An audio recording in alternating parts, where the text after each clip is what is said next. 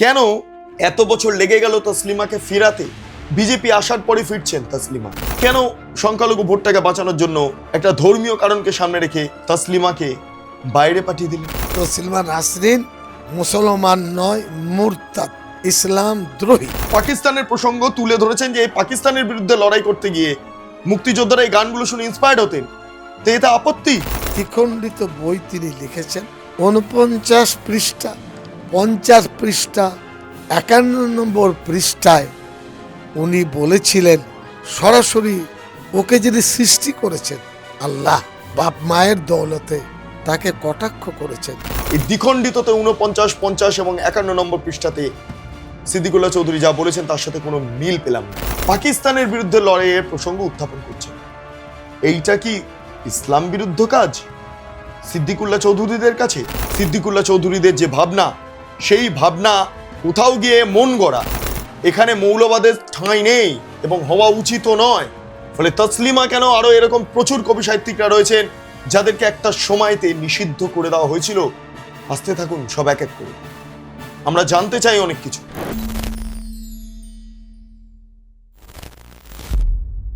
দু সালের নভেম্বর মাস, মনে থাকবে সেই দিনটা যখন এজেসি বোস রোড এবং পার্ক সার্কাস জ্বলছে।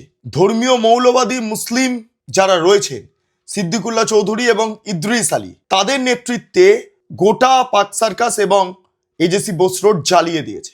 জ্বলছে কারণ একটাই, তসলিমা নাসরিনকে কলকাতায় রাখা যাবে না। তার একটি বই, যে বইটার নাম দ্বিখণ্ডিত, তার 49 নম্বর পাতা, 50 নম্বর পাতা এবং 51 নম্বর পাতাতে এমন কিছু বিষয় উল্লেখ রয়েছে যেটা ইসলামের হয়ে নয়, ইসলাম বিরোধী মন্তব্য।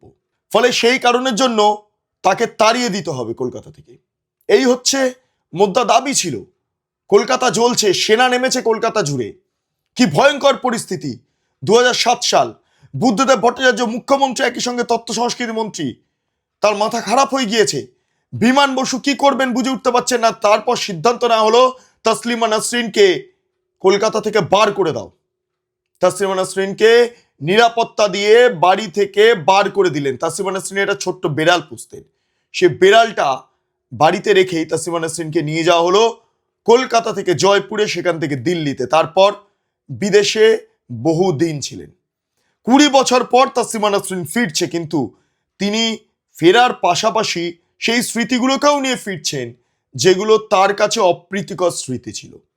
একটি বই দ্বিখণ্ডিত, যা নিষিদ্ধ করেছিল তৎকালীন বামফ্রন্ট সরকার, বুদ্ধদেব ভট্টাচার্য, এবং সেটা নিয়ে এক্স হ্যান্ডেলে, আগে সাবেক টুইটে, তসলিমা নাসরিন কার্যত কটাক্ষও করেছিলেন বুদ্ধদেব ভট্টাচার্যকে এবং তার পাশাপাশি মমতা বন্দ্যোপাধ্যায়কেও। সমস্তটা নিয়েই এই আলোচনাটা করব। তসলিমা নাসরিন আসছেন, কিভাবে আসছেন, তার নিরাপত্তা কি কি থাকছে না থাকছে, সবটা নিয়ে আলোচনা। সংশ্লিষ্ট বইটিতে কি রয়েছে না রয়েছে সেটা নিয়েও আলোচনা করব। নমস্কার, আপনারা দেখছেন বেঙ্গল লিবার্টি, আমি বিট্টু রায়চৌধুরী। এই মুহূর্তে তসলিমা নাসরিনের দিকে প্রত্যেকের নজর রয়েছে, প্রত্যেকের নজর রয়েছে। কারণ তিনি এমন লেখিকা যিনি ইসলামিক মৌলবাদের সমালোচনা করেছেন, যিনি নারীবাদী লেখিকা, এবং তাকে সিমন দা বোভোয়ারের সঙ্গে তুলনা করা হয়। ফলে তসলিমা নাসরিনের ফিরে আসাটা এই মুহূর্তে অনেক বাঙালির কাছে একটা নতুন করে পাওয়া। 2007-এ অনেকেই ছোট ছিলেন, ছোটবেলা থেকে তসলিমা নাসরিনের লেখা পড়েছেন, কিন্তু তসলিমা নাসরিনকে আর দেখা হয়নি, তার সাথে সাক্ষাৎ করার সুযোগ হয়নি এই ইদ্রিস আলী বা সিদ্দিকুল্লাহ চৌধুরীর জন্য। আর আজকের দিনে দাঁড়িয়ে তসলিমা নাসরিন যখন আসছেন, প্রচুর মানুষ উৎসুক হয়ে পড়েছেন, দ্বিখণ্ডিতটা আবার নতুন করে কিনছেন, নতুন করে কিনছেন। কি আছে ওই 49 নম্বর পৃষ্ঠাতে, 50 নম্বর পৃষ্ঠাতে, 51 নম্বর পৃষ্ঠাতে, এটা জানার জন্য অনেকে কিনছেন। এই অবস্থায় দাঁড়িয়ে আবারও একটা সাম্প্রদায়িক অশান্তি তৈরি করার ছক কষছেন সিদ্দিকুল্লাহ চৌধুরী। ইদ্রিস আলী এই মুহূর্তে প্রয়াত, তিনি ভগবান গোলার বিধায়ক ছিলেন, তিনি প্রয়াত হয়েছেন এবং তার জায়গায় বাই ইলেকশনে রেয়াত হোসেন এসছেন। আপনারা প্রত্যেকেই জানেন পলিটিক্যাল জিওগ্রাফিটা ওখানটা কি কি আছে না আছে। ইদ্রিস আলী এই মুহূর্তে নেই, কিন্তু তৎকালীন সময় কংগ্রেস নেতা হিসাবে ইদ্রিস আলী ওই জায়গাতে আগুন জ্বালিয়েছিলেন, ওই পার্ক সার্কাস এজেসি বোস রোডে। সিদ্দিকুল্লাহ চৌধুরীও ছিলেন। আর আজকে সিদ্দিকুল্লাহ চৌধুরী আমাদের প্রতিনিধি রিয়া গিরিকে কি বলেছেন একবার শুনুন। তসলিমা নাসরিন যখন এই রাজ্য থেকে চলে যায়, আপনি আন্দোলনে নেমেছিলেন, উনি তো আবার আসছেন, বিজেপি সরকার নিয়ে আসছে তাকে। পচা মাছ যদি বরফ দিয়ে ঢাকা হয়, সেটা কেউ যদি হাফ কিলো পচা বরফ রাখে আর কেউ 1 কুইন্টাল পচা পচায়। মমতা ওই তসলিমা নাসরিন মুসলমান নয়, মুরতাদ, ইসলাম দ্রোহী। আমি বলি কথাটা, দ্বিখণ্ডিত বই তিনি লিখেছেন, বাজারে পাওয়া যাবে। 49 পৃষ্ঠা, 50 পৃষ্ঠা, 51 নম্বর পৃষ্ঠায় উনি বলেছিলেন সরাসরি, ওকে যিনি সৃষ্টি করেছেন আল্লাহ, বাপ মায়ের দৌলতে তাকে কটাক্ষ করেছেন। আমাদের দয়ার নবী সিদ্দিকুল্লাহ প্রাণার থেকে তিনি আমার সম্মানের। তসলিমা নাসরিন আমাদের দয়ার নবীর প্রতি আঙ্গুল তুলেছে, আমাদের মা আয়েশা আঙ্গুল তুলেছে। ও তো মুসলমান নয়, আর বাংলার মুসলমান পচা মাছ নয়, ওই পচা পশুর থেকেও খারাপ ভাবে। কার সাথে কি ভালোবাসা আছে তিনি বুঝেন, কেন আসছেন তিনি বুঝেন, আমাদের সাবজেক্ট নয়। মানে মনের মধ্যে একই ক্ষোভ রয়েছে। ক্ষোভের কি আছে, তার মতো কোয়ালিটি নেই। আমার সাহিত্য শেখার দরকার নেই তার কাছে, আমার বুদ্ধির সামনে তিনি দাঁড়াতে পারবেন না। আমি আইএস আইপিএসকে চড়িয়েছি, সিদ্দিকুল্লাহ চৌধুরী বলছে আইএস আইপিএসকে চড়িয়েছে কাজের জন্য, এর জন্য নয়। আপনারা শুনলেন রিয়াগিরিকে কি বলেছেন। পচা মাছ তসলিমা নাসরিন, তার কাছে ইসলামের শিক্ষা শিখবে না, ইসলাম বিদ্বেষী। অর্থাৎ সিদ্দিকুল্লাহ চৌধুরী তসলিমা নাসরিন এলে আবারও নতুন করে কোনো রকম কোনো সাম্প্রদায়িক অশান্তি তৈরি করতে পারেন, এই বিষয়টা একটা ইঙ্গিত দিচ্ছেন। যদিও আমরা যেটা জানতে পারছি, কেন্দ্রের তরফে এবং তার পাশাপাশি রাজ্যের তরফে এবং উদ্যোক্তাদের তরফে তসলিমা নাসরিনের নিরাপত্তার জন্য বিশেষ ব্যবস্থা করা হয়েছে। যেই বিমানে তসলিমা নাসরিন আসবেন সেই বিমানের কোনো ডিটেলস থাকবে না, কোন বিমানে আসছেন না আসছেন তসলিমা। তার পাশাপাশি তসলিমার জন্য Z+ সিকিউরিটির ব্যবস্থা করা হচ্ছে। অন্যদিকে দাঁড়িয়ে নিউ টাউন সল্টলেক বা এই চত্বরটাতে একটি হোটেলে তসলিমা নাসরিনকে রাখা হবে। তসলিমা নাসরিন আসছেন 2 দিনের জন্য, যার মধ্যে 1 তারিখ তিনি ওই মৌলবাদ বিরোধী সাহিত্য সম্মেলনে অংশগ্রহণ করবেন, যেখানে মুখ্যমন্ত্রীও থাকবেন স্বয়ং। তার পাশাপাশি অন্যান্য মন্ত্রীরা থাকবেন, সাধারণ মানুষ থাকবেন। শীর্ষেন্দু মুখোপাধ্যায় তিনি তসলিমা নাসরিনকে পুরস্কার দেবেন, তসলিমা নাসরিনকে সম্মান জানাবেন। এবং 2 তারিখ তসলিমা নাসরিন যে হোটেলে থাকবেন সেই হোটেল অথবা অন্য কোনো জায়গাতে প্রেস কনফারেন্স করবেন এবং তার উপর চলা অত্যাচার, কিভাবে তাকে টার্গেট করা হয়েছিল, বাংলাদেশ থেকে তাকে তাড়িয়ে দেওয়া হয়েছিল কিভাবে, তাকে বাধ্য করা হয়েছিল কিভাবে, তিনি কিভাবে এতদিন ধরে লুকিয়েছিলেন। তিনি তার জীবনের বেশিরভাগটা সময় তিনি লুকিয়ে কাটিয়েছেন। ফলে এই সমস্তটা তিনি এই মুহূর্তে উত্থাপন করবেন। একই সঙ্গে কাঠগড়ায় হয়তো দাঁড় করানো হতে পারে প্রাক্তন এবং প্রয়াত মুখ্যমন্ত্রী বুদ্ধদেব ভট্টাচার্যকে এবং বর্তমানে যিনি বামফ্রন্ট চেয়ারম্যান বিমান বসু তাকে পর্যন্ত। একই সঙ্গে মমতা বন্দ্যোপাধ্যায়কে এক হাত নিতে পারেন, কারণ এই তসলিমা নাসরিনের উপন্যাসের ওপর ভিত্তি করে তৈরি হওয়া একটি টিভি সিরিয়াল মমতা বন্দ্যোপাধ্যায় বন্ধ করে দিয়েছিলেন সরকারে আসার পর। কারণ ওই ভোট ব্যাংক। আমি ভোট ব্যাংকের প্রসঙ্গে আসছি, তবে সিদ্দিকুল্লাহ চৌধুরী যে প্রসঙ্গটা উত্থাপন করেছেন না, আমার কাছে এই মুহূর্তে দ্বিখণ্ডিতটি রয়েছে। এবং এই দ্বিখণ্ডিত স্পষ্ট বলা হচ্ছে যে পশ্চিমবঙ্গ সরকার দ্বারা নিষিদ্ধ হওয়ার 1 বছর 9 মাস 26 দিন পর কলকাতা হাইকোর্টের রায় মুক্ত এই গ্রন্থ। বামফ্রন্ট সরকার নিষিদ্ধ করে দিয়েছিল এই বইটা, এবং আজকের দিনে দাঁড়িয়ে এই বইটা আবারও প্রকাশ্যে এসেছে, এই বইটা লোকে কিনছেন। এবং এই বইটার যে 49, 50 এবং 51 এই 3টি পৃষ্ঠার লেখা নিয়ে আপত্তি প্রকাশ করে একটা সাম্প্রদায়িক অশান্তির বাতাবরণ 2007 সালে তৈরি করা হয়েছিল। কিন্তু আদতে এমন কোনো শব্দ এই 49, 50 এবং 51 পৃষ্ঠাতে নেই যেখানে আল্লাহর অসম্মান হয়। কারণ এখানে নর্মালি 49 নম্বর পৃষ্ঠাতে এখানে বিভিন্ন কবি সাহিত্যিকদের নাম, তাদের কবিতা পাঠ করা ইত্যাদি বিষয় নিয়ে উল্লেখ রয়েছে। আপনারা স্ক্রিনেও দেখতে পাচ্ছেন, আপনারা পজ করে পড়ে নিন একবার এই 49 নম্বর পৃষ্ঠাটা। 50 নম্বর পৃষ্ঠাতে খুব একটা ইন্টারেস্টিং পয়েন্ট আছে। এখানে গান গাওয়া হচ্ছে স্বাধীনতার সময়কার, 71-এর সময়কারের যখন গান গাওয়া হচ্ছে, তখন আওয়ামী লীগের তরফে আপত্তি তোলা হচ্ছে, বলা হচ্ছে এই গানগুলো আওয়ামী লীগের নয়, স্বাধীনতার সময়কারের বা ওই ৭১-এর মুক্তিযুদ্ধের সময় যে গানগুলো গাইয়ে বা যে গানগুলো রেডিওতে বাজিয়ে যখন এই মুক্তিযোদ্ধাদের ইন্সপায়ার্ড করা হতো, যুদ্ধের জন্য আরো প্রস্তুত করা হতো, মুক্তিযোদ্ধারা আরো শক্ত সমর্থ হয়ে লড়াই করতেন, সেই গানগুলো আওয়ামী লীগের তরফে বাজাতে বলা মানে বাজানোটা বা গাওয়াটা বন্ধ করার জন্য বারবার প্রসঙ্গ তোলা হচ্ছিল। এবং এখানে একজনের নাম তিনি উল্লেখ করছেন, তাসলিমা, যতীন সরকার, তার নাম উল্লেখ করা হচ্ছে। তিনি বলছেন, যতীন সরকার চেঁচিয়ে ওঠেন, ওগুলো আওয়ামী লীগের গান হবে কেন, এগুলো মুক্তিযোদ্ধাদের গান।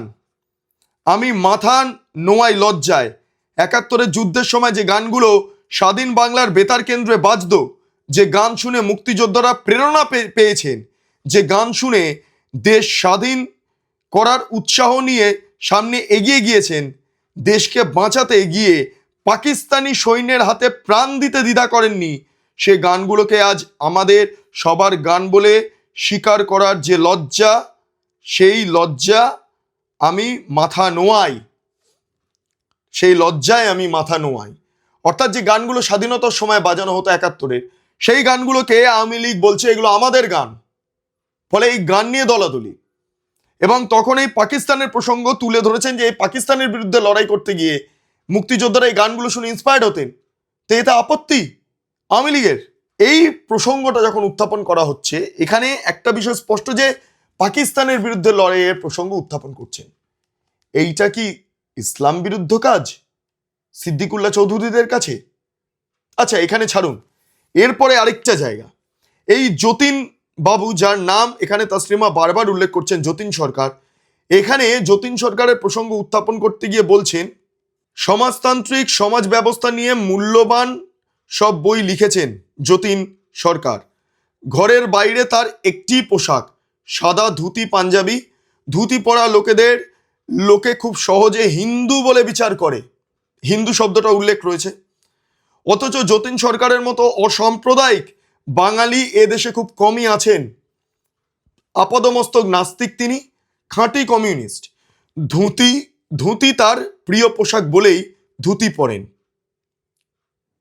এবার ভাবুন, এখানে যতীন সরকারকে কমিউনিস্ট বলছেন, অসাম্প্রদায়িক বলছেন, যতীন সরকারকে হিন্দু বলে বিচার করার যেই তুল্যমূল্য বিচারটা, সেটাকে প্রথমে উল্লেখ করে তারপরে বলছেন তিনি অসাম্প্রদায়িক, তিনি নাস্তিক, তিনি কমিউনিস্ট। এইটা কি ইসলাম বিরুদ্ধ? এর পাশাপাশি এখানে যতীন সরকার নিয়ে নানা লেখা রয়েছে। এখানে শক্তি চট্টোপাধ্যায়ের প্রসঙ্গও আসে। এখানে কোথাও এমন কোনো শব্দ নেই যেটা আল্লাহর অপমান হয়।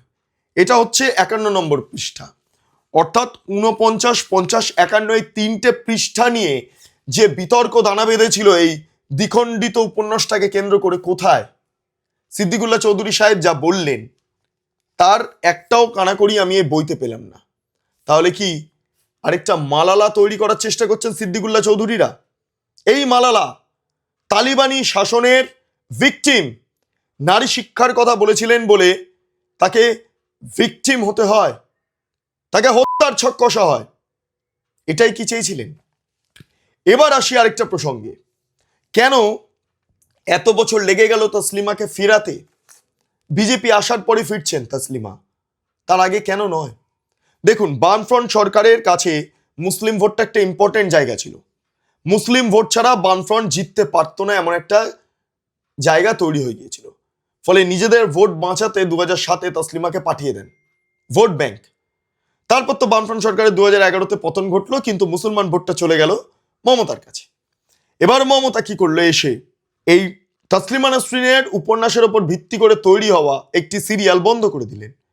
কেন করলেন? তার কারণ হলো, যদি মুসলমানরা ক্ষুব্ধ হয়ে যান, মুসলমানরা রেগে যান, তাসলিমা ইসলাম বিরোধী কথা বলেন, সেই কারণে তাসলিমাকে ফেরানো তো দূরের কথা, তাসলিমার চলা সিরিয়ালটাই বন্ধ করে দেন। তাই মমতা বন্দ্যোপাধ্যায় সংখ্যালঘু ভোটটাকে পাওয়ার জন্য আর তাসলিমাকে ফেরাননি। কিন্তু বিজেপির কাছে সংখ্যালঘু ভোটটা ইম্পর্টেন্ট নয়, তাসলিমাকে ফেরানো ইম্পর্টেন্ট।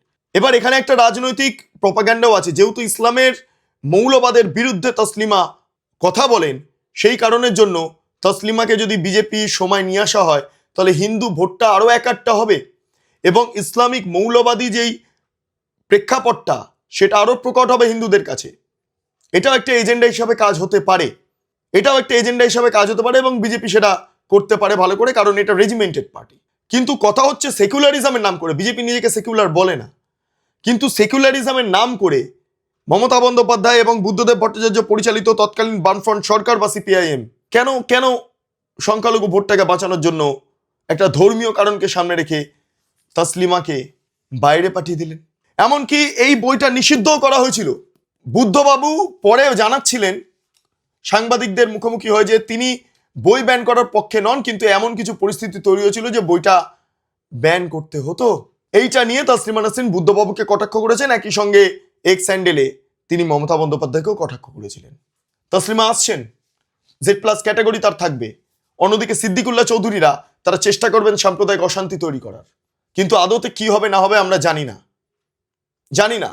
কিন্তু তসলিমা নাসরিনের আশাটা, কারণ এটা মুক্ত বাংলা, মুক্ত দেশ, এটা মুক্ত ভারত, এখানে মৌলবাদের ঠাঁই নেই এবং হওয়া উচিতও নয়।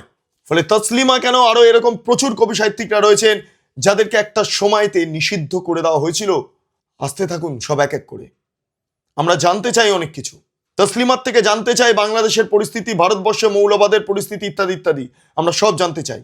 এবং সিদ্দিকুল্লাহ চৌধুরীদের যে ভাবনা, সেই ভাবনা কোথাও গিয়ে মন গড়া, সেটা এই যেই জীবনীটা, আত্মজীবনীটা রয়েছে তার 3য় খণ্ড, আত্মজীবনীর এটা 3য় খণ্ড, এই দ্বিখণ্ডিততে 49, 50 এবং 51 নম্বর পৃষ্ঠাতে সিদ্দিকুল্লাহ চৌধুরী যা বলেছেন তার সাথে কোনো মিল পেলাম না। ফলে এই যে মিথ্যে প্রপাগ্যান্ডাটা ছড়ানো হচ্ছে, তসলিমা নাসরিনকে আরেকটা মালালা তৈরি করার চেষ্টা করা হচ্ছে, এইটার বিরুদ্ধে মূলত এই প্রতিবেদনটা। সমস্ত পরীক্ষা নিরীক্ষা করে, পড়াশোনা করে বেশ কয়েকদিন বাদে এই ভিডিওটা করলাম, কারণ তাৎক্ষণিক ভিডিও করে লাভ নেই, তাৎক্ষণিক প্রতিবেদন করে লাভ নেই। প্রয়োজনীয়তা রয়েছে সত্যিটা সামনে আসা, সেই সত্যিটাকেই সামনে আনার জন্য এই তোড়জোড়। আপনাদের কি মতামত অবশ্যই আপনারা কমেন্ট সেকশনে জানান। আপনারা এতক্ষণ ধরে দেখছিলেন বেঙ্গল লিবার্টি চ্যানেলটি। অবশ্যই ভালো লাগলে লাইক করুন, সাবস্ক্রাইব করুন, শেয়ার করুন, বেল আইকন ক্লিক করুন www.bengalliberty.com, সেখানে ক্লিক করুন, সমস্ত খবর আপনাদের জন্য সাজানো রয়েছে। পাশাপাশি Bengal liberty live, Bengal liberty news সংশ্লিষ্ট দুটি ইউটিউব চ্যানেলে আপনারা প্রবেশ করুন, লাইক করুন, সাবস্ক্রাইব করুন, শেয়ার করুন, বেল আইকন ক্লিক করুন। 3টি social media handle, Bengal Liberty Facebook, Bengal Liberty Instagram, Bengal Liberty X handle, 3টিতে প্রবেশ করুন, ভাবুন এবং ভাবা প্র্যাকটিস করুন। স্বাধীন, কাঁচিন ও গেরিলা সাংবাদিকতার পাশে দাঁড়ান। অসংখ্য ধন্যবাদ।